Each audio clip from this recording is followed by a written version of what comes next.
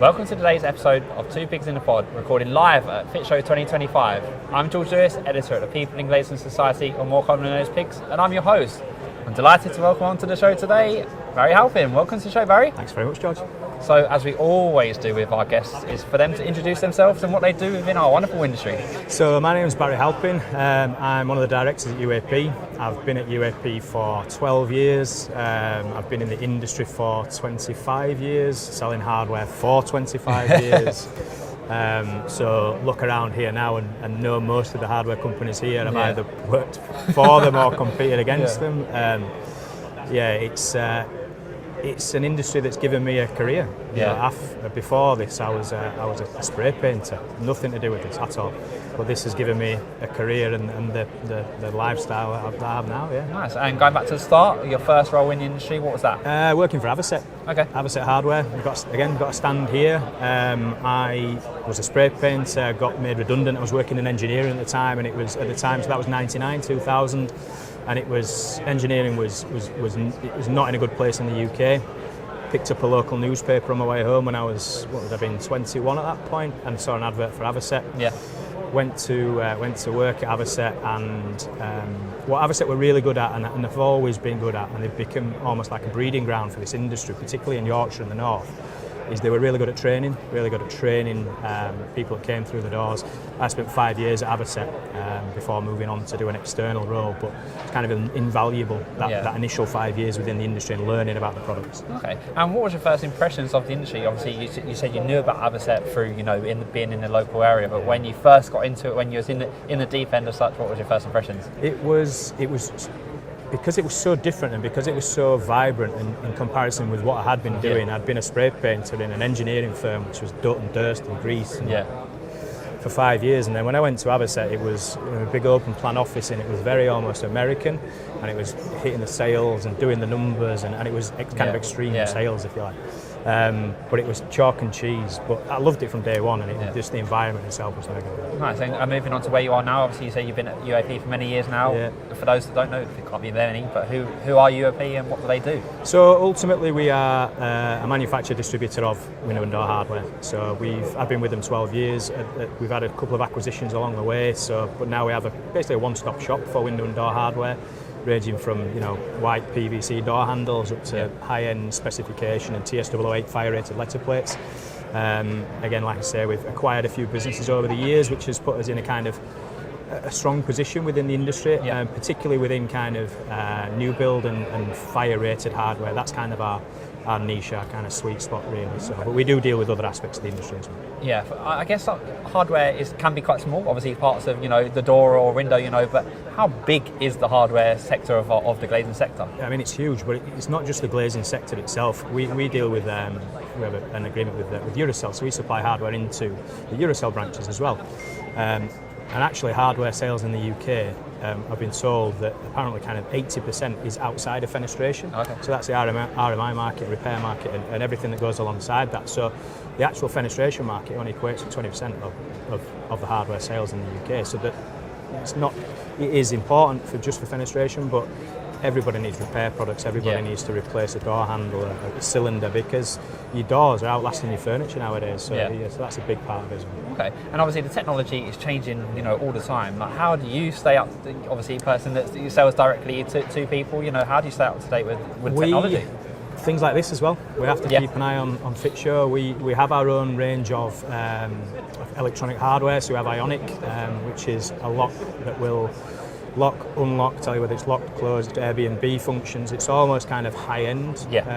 It's almost kind of access control at the minute. So I still think there's a little bit of hesitation when it comes to electronics and future trends, but you can see everything here, and these guys that have been doing it for a number of years, and the people that are taking this up now, the door manufacturers that are taking up products like obviously Cool Room Sense Check, etc. We've got Ionic, as I say, which is a different kind of product, but there's a general kind of want and a need for that type of product now, and I think people are starting to accept it a little bit more. And I think there was always a huge jump from a standard door price to a door that had electronic products on it, and that has shrunk now. So there's a requirement, or there's a want and a need from customers to say, well, actually, for an extra couple of £100, for instance, we can get that function on the door. Yeah. Would you say that's the biggest challenge of your day-to-day job, is to find the right product for the right person, or right technology for the right person. Yeah, it always is, and not just technology. I think it's anything. We always see ourselves as kind of a solutions company. We won't kind of go and sell to people. We're not that type of business. The people that work for UAP are not that type of person. It's about, well, have you got an issue? Have you got a problem that needs solving? Can we help you with that? And 9 times out of 10 we can. But if we can't, we're pointing in the right direction as well. So if you have something that needs fixing, ultimately I work in sales, George, so I'm looking to try and get the sales. Yeah. But it's about how can we resolve an issue for the person that's asking us a question. And as long as we're the person that they're asking, that 9 times out of 10, then you'll be okay. And how does the sector look for you, both at UAP and generally looking at the glazing sector? How's it been so far for you this year? Yeah, well, our year end runs to April, so we're right at the very end of our year end. Yeah. We're doing well. We're where we need to be in terms of the targets. But from what we're being told, it's a tough market. Yeah. We're being told it's around kind of 5 to 10% down year on year, which rings true. We've been talking to quite a few people that are telling us the same sort of thing. We're bucking the trend, we like to think, a little bit, but because we operate in several different sectors, if one sector is slower, we tend to be protected in another sector. Yeah. So yeah, we're doing well, but I think the status quo, if you like, is 5 to 10% down. So people are looking to try and kind of evolve and look at different areas and how can they increase sales, look at different channels, and that's what everyone's doing, ourselves included as well. So. And do you think that evolution gives us room for optimism for the rest of the year going into next? Absolutely, I think it does. I mean, we're big into new build. From what the Labour government is saying in terms of the number of houses that they want to get built over the next 3 years, that gives you hope for optimism. And I think the industry is kind of led a little bit by new build and the number of doors that are being produced and churned out. So I would say we are, we're in a position where I think it can only get better. I think we've gone through a little bit of a lull. Maybe I'm just an optimist, George, but I do think it will get better. Nice. And moving on to talk about, we're at the Fit Show today. Yeah. How's it been for you? Anything that's sort of stood out for you so far in your walks around? Just day one, so we've been here literally got here at lunchtime, so I was expecting it to be a little bit like this, and a lot of kind of innovation and a lot of electronics, and that's what I've come to see, as well as my customers. I've come to see what other people are doing, because that's what we're here for as well. So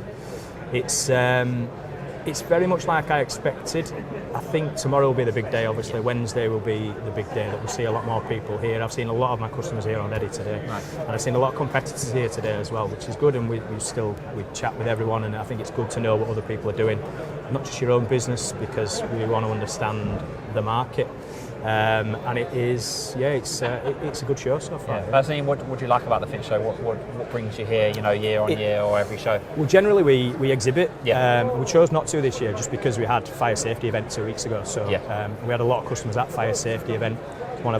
It's kind of about, we had 21 customers exhibiting our products at fire safety event last week, which is where we're strong. But for me, the Fit Show is about understanding competition, but also about networking and meeting people and seeing people. You can see everybody within a day here, whereas it would take me 2 or 3 weeks to go and see the guys that I'm seeing up and down the country. And lastly, we're here at the show, and what's your plans for the rest of the show, and what's the plan for UAP after the show? Yeah, it's a couple of meetings set up for tomorrow, but I've only seen probably a quarter of it today, so it's a little bit of sort of meet and greet, and I've got a couple of meetings lined up tomorrow. I want to try and speak to some customers tomorrow and see what their plans are for other products that we're looking to develop as well in the future.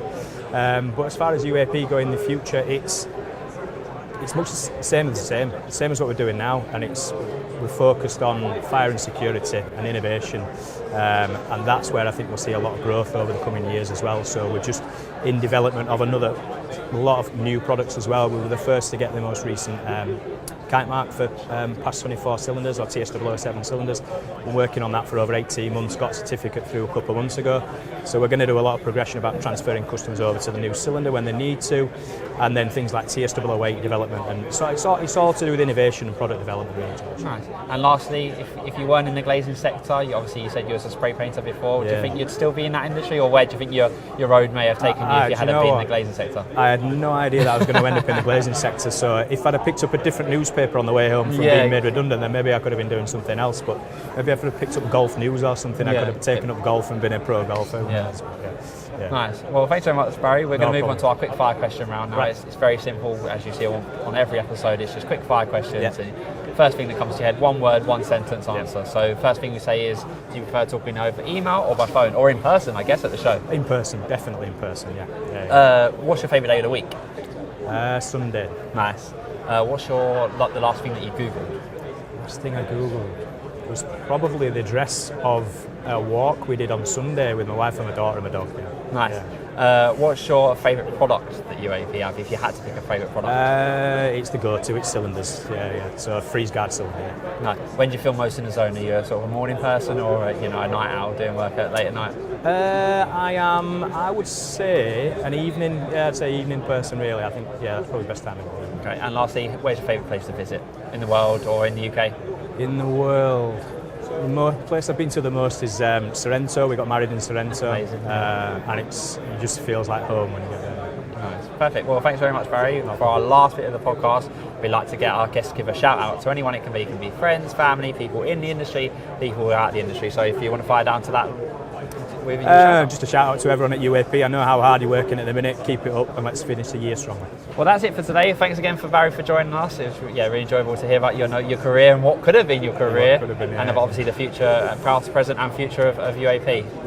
So you can find Barry's episode and all others on our YouTube channel at People in Glazing Society, on Spotify, Amazon Music and Apple Podcasts. And it's also available on our website, www.peopleinglazing.co.uk. Thanks again to Barry and see you again soon.